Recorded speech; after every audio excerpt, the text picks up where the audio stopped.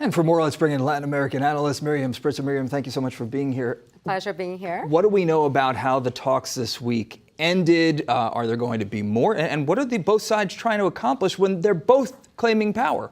Well, that's the thing. We don't know yet a lot of detail from this meeting, and we don't know when anything is going to happen.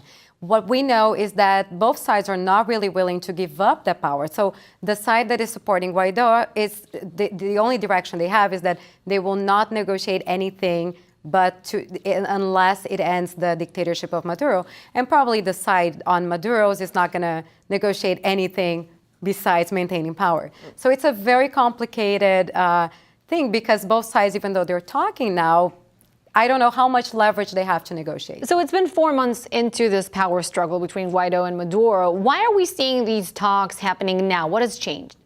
Well, I think that both sides are losing support in a way. Like Maduro's definitely losing a lot of support and a lot of financial backing. And Guaido's side is clearly not as supported by the military as they would hope that they would be right now. So there is really no way to see an exit because these countries that have been supporting Guaido's side or Maduro's side are also not going into the country to actually intervene in a military way. This is still a significant step, the fact that there are talks that are taking place at all here, especially given the recent history between the two.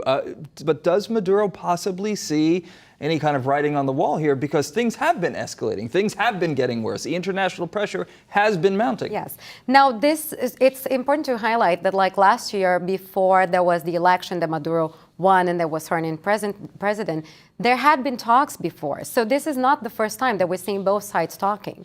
So we'd never know what Maduro is going to play because he doesn't play a fair game.